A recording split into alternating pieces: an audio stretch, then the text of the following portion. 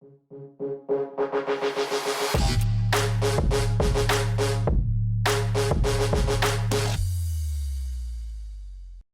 à tous et bienvenue dans ce nouvel épisode du Canap by Excelsior. Aujourd'hui, on va parler relations avec les fans et la communauté dans le domaine du sport. Et avec moi pour parler de ce sujet, on a Pierre Gauthier. Tu es responsable marché sport chez Arena Metrics. Enchanté Clément. Ça va Pierre? Ça va très bien, je suis très heureux d'être ici. Merci pour l'invitation. Écoute, ça nous fait très plaisir en tout cas de te recevoir. Donc voilà, effectivement, on va parler de pas mal de choses, mais en tout cas, on a trouvé que le sujet pouvait être très intéressant. C'est comment finalement des clubs de sport aujourd'hui ou des acteurs dans le domaine du sport finalement peuvent interagir avec leur fanbase, avec leur communauté, bien sûr avec un prisme un petit peu tech à travers la data finalement, puisque Arena Metrics est un petit peu dans ce domaine-là. On va démarrer par le CV de l'invité, donc je t'invite à te présenter qui tu es, d'où tu viens, ce que tu fais. C'est parti pour le CV de Pierre.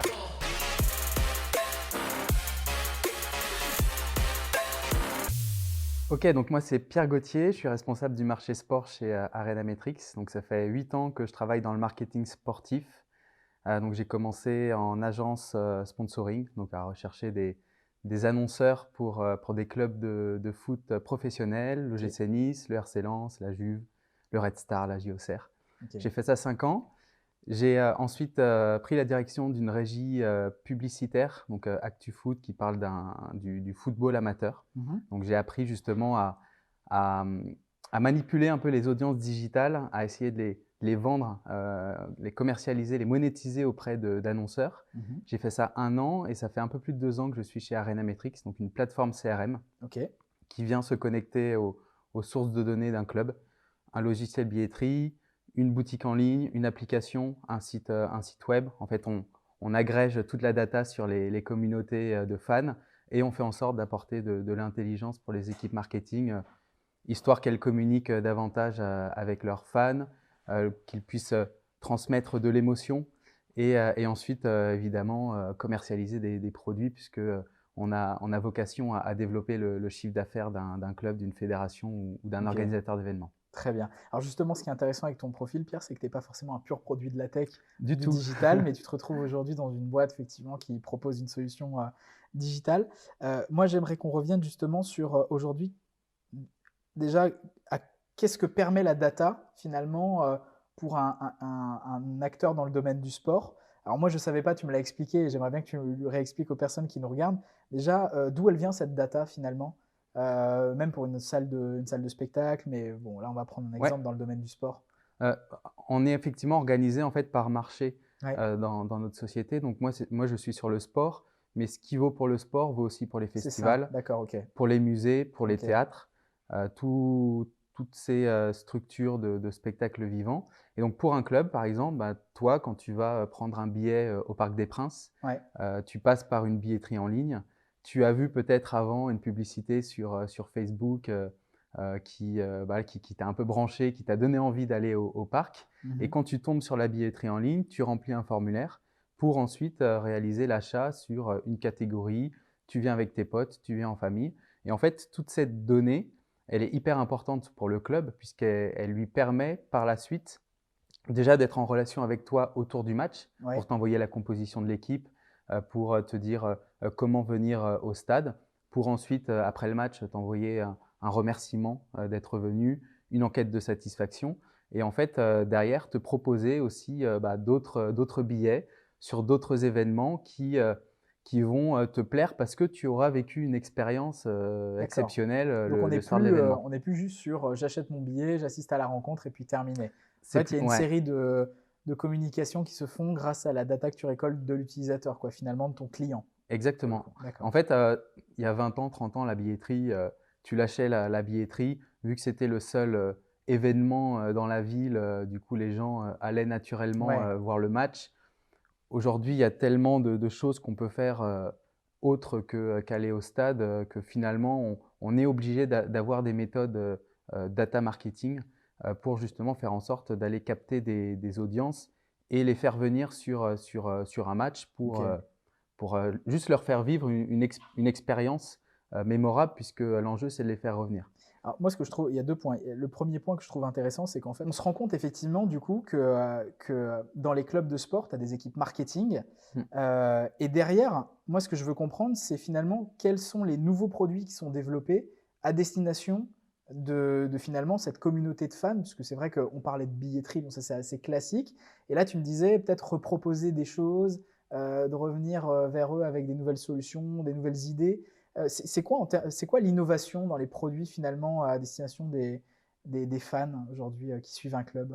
Ouais, alors sur le premier point, effectivement, en fait, quand on voit un match de sport, à la télé, un match de foot, la le s le sportif, en fait, c'est la partie immergée de l'iceberg et Ouais. derrière, il y a énormément d'équipes, hein, qui travaillent, à l'instar d'une entreprise parce qu'aujourd'hui, un club a vocation à devenir, est déjà une marque Mhm. en tant que telle, a une identité qui correspond à celle des communautés, a un rôle à jouer sur un territoire donné, qu'il soit, local, régional, international et du coup derrière tu as des équipes qui travaillent pour justement, faire en sorte que ce rôle, il soit diffusé le plus largement possible. Parce qu'il y a des gros enjeux, commerciaux de développement, puisque un joueur, aujourd'hui coûte de plus en plus cher et donc Ouais. il faut, derrière développer de plus en plus de produits et donc sur cette transition, en fait, historiquement, un produit billetterie, c'est un abonnement à un certain nombre de matchs sur l'année et ce qui fait prendre l'abonnement, c'est justement le pécunier, où un billet va coûter, 2 fois moins cher que si on le prenait à tous les matchs. Ça veut dire que quand tu t'abonnes, tu te dis, OK, je vais en prendre pour 19 matchs, par exemple, ou 20 Par matchs dans la exemple. saison. Ouais. Sauf que s'il se passe quoi que ce soit, ou là, par exemple, avec le Covid, comment on fait? Du Ouais, alors coup, il y a effectivement, alors les clubs ne l'avaient pas forcément ouais, anticipé ça, donc ils ont bah, dû soit rembourser, faire des avoirs, donc c'est des nouvelles méthodes, hein, qui arrivent, mais est-ce qu'il y a, du fait du il y a contexte. plus de flexibilité justement maintenant dans les nouvelles solutions qui s'offrent pour les acheteurs, justement des solutions digitales, voilà, des abonnements un peu innovants ou Bah, en fait, cette flexibilité, on est obligé de la créer aujourd'hui. ouais. Donc, c'est notre rôle aussi, c'est de réfléchir avec les équipes, marketing, billetterie, sur, comment on arrive à aller chercher déjà la compréhension des attentes des fans, notamment les nouvelles générations, parce qu'on mène des enquêtes et on se rend compte que en fait, la moyenne d'âge de l'abonné, elle augmente d'année en année. On a, un produit abonnement qui est en érosion depuis, 5-10 ans. Mhm. Donc même, en fait, le covid a fait accélérer les choses et aujourd'hui, on est obligé d'aller justement proposer, du digital, de la flexibilité et ensuite des produits qui, du coup, vont être, diffusés auprès des nouvelles générations. Donc il y a et c'est là que justement qu'on raccroche de la donnée, parce que ces attentes, on peut directement aller les chercher auprès des communautés de fans. Ouais. On peut aussi aller chercher du coup par rapport à un historique, de consommation sur une tranche d'âge bien définie pour voir un peu, comment, ces tranches Comment ils d'âge se réagissent, comportent. comment, ouais, Ouais. comment ils se Est-ce comportent, qu'ils ouais. viennent à plusieurs? Est-ce qu'ils viennent avec des potes? Est-ce qu'ils viennent en famille? Est-ce qu'ils viennent en couple? Mhm. Et en fait, proposer du coup le produit, adéquat. Ok. Sur l'abonnement, par exemple, moi je suis certain qu'on va aller vers de la flexibilité, la possibilité de sortir quand on veut. C'est à l'instar de ce qui se fait sur Netflix. Ouais. On a fait l'exemple Sans avec, engagement, quoi, finalement. sans engagement, avec un contenu qui soit plus riche que, juste un accès, au stade. Ok, donc ça, c'est peut-être les petites nouveautés qu'on va avoir prochainement. On l'espère, On ouais. l'espère, ok. Mais je suis convaincu que justement, bah, les équipes avec qui on travaille, vont dans ce sens. On a commencé, justement l'an dernier, les Pionniers de Chamonix, alors tu connais peut-être pas forcément. Ça va pas me parler. Voilà, c'est un club de hockey sur glace à Ouais. Chamonix, qui a qui a vraiment, changé du tout au tout son produit abonnement et qui en a fait un abonnement «à la Netflix» entre guillemets, mais c'est juste un abonnement sans engagement. Ouais. Tous les mois, l'abonné, il paye, donc il a sa place et avec sa place, il participe à des jeux concours, il a des remises chez des partenaires, il a des visios avec les joueurs. Il a comme ça du lien, Hmm. qui, se renforce puisque, ce lien, il vit en dehors des événements, en dehors des Tu matchs. fidélises quelque part un petit peu Bah, ta ouais, alors communauté. c'est un club danois qui a commencé en 2019 pour la première fois, c'est Ouais. le FC Copenhague Ouais. et en fait les résultats, donc la data, montrent que en fait le taux de rétention, est plus élevé, qu'un produit d'abonnement classique D'accord. et l'intérêt d'un abonnement sans engagement, c'est qu'au moins on n'est pas sur, à la fin de la saison à se dire, bon, bah, on doit recommencer Ouais, ouais. saison après saison T'as à plus de réengager flexibilité, plus de les… liberté, t'as moins cette espèce de couperet à la fin de ton abonnement qui tombe en te disant c'est reparti, rebelote. Bah, rebelote, ouais, surtout pour les équipes du club. Ouais, Rebelote, c'est-à-dire que tu n'as plus d'abonnement, c'est-à-dire que le fan, il faut le réengager, donc repartir sur une c'est un vrai commercialisation travail. et dépenser beaucoup de temps et d'énergie. C'est quoi les enjeux pour un club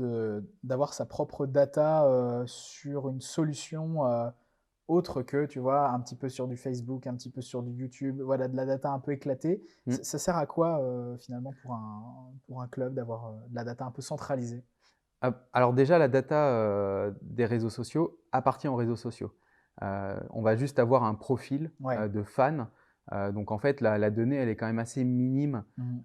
et elle n'est pas directe. On ne sait pas aujourd'hui, le fan appartient à Facebook, il n'appartient pas au club. Ouais. Donc l'enjeu, c'est effectivement de toujours garder les réseaux sociaux qui vont animer des communautés, qui vont les engager, et à côté de se construire sa propre base de données, euh, avec un modèle économique qui est copié sur celui des réseaux sociaux pour la monétiser, mais surtout rentrer en relation directe avec elle, lui envoyer du contenu, répondre à ses attentes par rapport à une donnée qui est collectée sur du transactionnel, des centres d'intérêt, etc. Et du coup, voilà, se consolider en fait un écosystème relationnel qui est totalement maîtrisé. Ça, il y a des bons élèves ou pas du coup, il y a des clubs qui sont un peu pionniers là-dessus en France ou En France, ouais, ouais, alors depuis 2012, j'espère que je ne me trompe pas trop sur la date, ouais, l'Olympique Lyonnais a du coup investi dans son propre, sa plateforme CRM, ouais, d'accord. voilà, qui est devenue une DMP, voilà, tous Ok. les acronymes qu'on a Ouais, pour ouais. justement intégrer, enfin centraliser la donnée quelque part et qu'elle serve l'ensemble des services du club. Ok. C'est le pionnier. L'Olympique de Marseille a une belle architecture Ouais. digitale, Très bien. data digitale. Ça, c'est pour les exemples foot. Et sinon, il y a pas mal de clubs de rugby aujourd'hui qui se créent, qui se consolident comme ça des architectures. On peut citer le Stade Français Ouais. à côté de chez nous, Ok. et qui finalement s'en servent pour personnaliser la relation avec leurs fans. Et qui dit personnalisation, c'est-à-dire qu'on transmet des émotions, on transmet du contenu, on développe finalement la fan attitude. Hmm. Et qui dit développement de la fan attitude, finalement le fan il a juste in fine envie de consommer encore plus. Et c'est là que le transactionnel il rentre en jeu, où finalement ces points de contact que l'on crée directement, ça fait faire des ventes et du coup développer le chiffre d'affaires qui du coup peut être réinvesti dans un bon joueur Ouais. ou alors dans un autre outil digital pour améliorer encore plus la relation. Est-ce que en France, on est à la pointe de ces sujets ou très clairement, il y a d'autres marchés qui sont beaucoup plus évolués que nous là-dessus? Ouais, on va parler d'évolution. J'entends beaucoup, moi, des gens qui disent ouais, on est en retard en France. Finalement, c'est pas forcément un retard puisque culturellement, on est quand même bien différent d'autres marchés. Hmm. Mais on peut regarder ce qui se fait aux US, puisque là, c'est des architectures qui, du coup, intègrent énormément de données.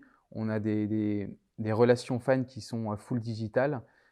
Et donc là où, en fait, aujourd'hui, on connecte une billetterie, une boutique, aux États-Unis, ils intègrent l'ensemble de l'écosystème web Ouais. sur une plateforme unique. Et donc, ils ont 10 fois, 100 fois plus de données et donc, du coup, Ils peuvent l'exploiter aussi. ouais, de matière pour Ouais. ensuite l'exploiter, la monétiser. Ça viendra Ouais. chez nous? Oui, ça viendra, Ça oui, mettra parce que juste du temps, quoi, du c'est le coup. sens de l'histoire. Donc, Ouais. oui, oui, ça viendra. Ok. Les directions des clubs commencent justement à investir. Et ça, c'est le plus important, c'est qu'ils soient convaincus que c'est le chemin à suivre. Et puis après, c'est à nous aussi, les prestataires, de pousser les équipes à bien utiliser les outils. Très bien. Pierre, on va passer aux questions.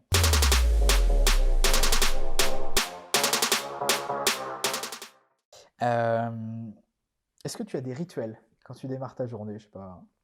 Alors, je suis pas du tout rituel, je déteste les routines. T'aimes pas J'ai le lu morning des… routine, Ah non, ça non, t'énerve. ouais, je me lève jamais à la même heure déjà. Ok, d'accord. C'est un luxe, non, Ouais, peut-être? ouais, c'est un luxe que je me suis offert. Et par contre, j'ai mon rituel quand même, c'est la petite machine Bialetti et le café Ok. très fort. Je Ouais, sais pas, moi je m'attendais à ce que tu fasses un footing, je sais pas, responsable marché sport, je me suis dit, bah, tu ça démarres ta m'arrive, journée. mais ouais, ouais, ça m'arrive, mais parfois je me lève trop tard pour, pour faire un D'accord, ok, footing. ok, ça on diffusera pas. Euh, de quoi tu es le plus fier aujourd'hui? Alors, de ne pas avoir un profil tech et d'être assis sur ce canapé, c'est une Ah bah, fierté. très content Ouais, de mais ça. non, des fiertés, c'est de pouvoir faire un métier dont ben, c'est ma passion aujourd'hui, hein, le marketing sportif. Donc, c'est d'être dans ce milieu. Et puis, il y a des fiertés tous les jours. Aujourd'hui, on est leader, par exemple, sur le CRM, alors Ouais, qu'on est une start-up qui a été créée en 2013. Et ouais, on est face à des gros Américains, mais on tire notre épingle du jeu. très Donc, bien, voilà, ouais. il y a des petites fiertés tous les jours et c'est important de pouvoir les mentionner. Ok, super. Si tu avais un conseil à nous donner, lequel ce serait? Alors, c'est un conseil qu'on m'a donné il y a 2 ans sur une conférence, c'est de tomber amoureux de la problématique. Ouais, Et donc, en fait, aujourd'hui, les clubs ont des problématiques justement de relations avec les fans, de meilleures connaissances. Et en fait, chez nous, on répond à cette problématique. Et ouais. on est vraiment amoureux de cette Vous êtes problématique. amoureux de cette Ouais, problématique, et on crée, vous l'apprivoisez on et l'apprivoise, on essaye de trouver des solutions, on se plante parfois, on échoue hein, dans tout ce qu'on fait, mais au moins c'est votre on tente des objectif choses. final, quoi, du coup. C'est de Ouais. résoudre cette problématique. Et toute la boîte est concernée par, par le fait de résoudre ça. Et les Ouais. développeurs, les techs, le product manager, puis du coup les responsables de marché, C'est la vision, quoi, on est du coup. focalisé là-dessus. Ouais. Mm. Ok, très bien. Le truc le plus con que tu as entendu dans ton domaine, dans la tech, même si effectivement, bon, tu baignes pas forcément dans la tech pure, mais Ouais. est-ce que tu as entendu des trucs cons justement qui te donnent envie de t'agacer? Ouais, alors c'est pas, je dirais pas con parce que justement, moi, je pense que je suis assez, je peux me trouver un peu con quand je me trouve dans des discussions, mais c'est l'utilisation d'acronymes Ah ouais, et d'anglicismes pour justement dire des choses simples. Et je pense que ouais, complexifier un peu le truc pour. ouais, alors je pense que la tech a gagné justement à vulgariser un maximum parce qu'au final, les utilisateurs, ils s'en foutent du CRM, de la DMP, de ceci, de cela. Ils sont plus focalisés du coup sur un langage qui est plus marketing. Ouais, Et donc, et donc, en fait, les conneries que j'ai pu entendre, c'est justement bah, des conversations des réunions où en fait deux populations n'arrivaient pas à se à comprendre? s'accorder Ah ouais, sur un objectif commun, alors que finalement, ouais, on répond au même enjeu, ok. mais du coup, ouais, ça peut. C'était assez. En fait, en sortant de là, on s'est dit, mais en fait, on a passé 1 heure, mais on s'est juste frité et on n'a pas trouvé de solution. Ouais, Et après, on en sourit, mais mm, on a gagné justement à à vulgariser un peu vulgariser, plus la tech. Ouais. ça marche. Justement, est-ce que la tech te fait peur? Sachant que tu y es depuis finalement peu de temps, après tout, que tu la vois un peu plus de l'intérieur, est-ce que ça te fait Alors, peur? alors non, ça me fait pas peur dans le sens où justement on arrive à répondre à des problématiques. Là où ça peut faire un peu plus peur, c'est justement ceux qui sont derrière la tech, ceux qui créent ceux qui créent des réseaux sociaux juste pour nous maintenir sur le réseau en question et se faire de l'argent dessus. Euh, Hmm. c'est, c'est là où en fait la tech a ses limites. OK, je crée une solution mais qui doit répondre à un besoin et c'est les solutions qui créent le besoin qui finalement sont peut-être les plus dangereuses. Mais en soi, à partir du moment où il y a des humains derrière et des humains qui utilisent le digital ou la tech doit servir d'outil. Et Pour donc, combien de temps, ça, on sait pas quand. bah, en fait, voilà, c'est juste qu'il faut que ça reste des outils. Si finalement on robotise à l'excès ou on automatise à l'excès, en fait, on n'a rien compris. C'est par exemple, moi j'ai le cas tous les jours avec du marketing automation. Hmm. Jusqu'où on automatise en fait les points de contact avec Les les bases de clients, fans, enfin avec, ouais, avec les les clients. fans, ouais. Parce que finalement, le marketing automation, c'est OK, je fais plus rien, c'est des Je tâches, laisse la machine j'automatise. travailler, Ouais. quoi, très concrètement. Sauf que si on personnalise pas un minimum, en fait, la personne qui reçoit, elle voit derrière qu'il n'y a aucun effort qui a été fait. sur de la personnalisation. Du coup, elle va perdre cet attachement. Elle perd l'attachement, elle se désinscrit des campagnes de communication et du coup, on a perdu la relation. Ok, donc ne pas perdre ce fil conducteur un peu de l'humain, quoi, Ouais. de la relation un peu très personnalisée. Même si derrière, forcément, tu dois automatiser les choses, mais ne pas tomber dans de la surautomatisation. C'est un curseur à trouver. Et finalement, moi, je suis sur un marché où en fait, le fan, c'est un client, mais toute la vie, quoi. À part ceux qui tournent leur veste, qui changent de club en cours de route, mais que c'est quand même assez rare. Okay. Et du coup, c'est important pour le club de sentir en fait cette émotion, ce lien. Et finalement, en retour, vu qu'il y a ce côté aimant, j'apprécie mon club, je suis fan. En retour, en fait, le fan, il attend à ce que ce soit identique de la part du club. Donc, si tu automatises des choses, en fait, il n'y a pas ce retour. Un peu lésé, quoi, du coup. Voilà. Et puis, en fait, du coup, même si l'affection restera toute la vie, elle sera moins importante et on se détachera du club en question. Ton plat préféré, Pierre? Je ne vais pas être très original. Steak frites. Non, c'est les pâtes carbonara, mais les vraies, quoi. Pas celles, avec la crème. Ouais, non, voilà, d'accord. C'est le jaune d'œuf. Il y a la vraie recette. Voilà, c'est le parmesan, c'est l'eau bouillonnante, un petit peu d'eau. Tu rappelles ça dans les jaunes d'œufs. Ouais, c'est les vraies italiennes, quoi. Écoute, en tout cas, c'était la phrase dont j'avais besoin pour conclure cette interview. Pierre, en tout cas, c'était super intéressant en tout cas d'être venu nous voir pour parler un petit peu de ce parallèle qu'il peut y avoir justement entre le marché du sport, la data, l'importance effectivement d'avoir un CRM et de bien connaître en tout cas sa fanbase pour interagir avec elle. C'était très intéressant. Ça change un petit peu des problématiques très tech, pure tech parfois qu'on a l'habitude de traiter ou pure produit digital. Et merci encore en tout cas pour ta présence. N'hésitez pas à nous suivre sur tous les réseaux, n'hésitez pas à liker, poster des commentaires, en tout cas à interagir avec la vidéo de Pierre. Merci beaucoup de nous avoir suivis, on vous dit à très bientôt pour une nouvelle interview, un nouvel invité. Salut les amis, ciao.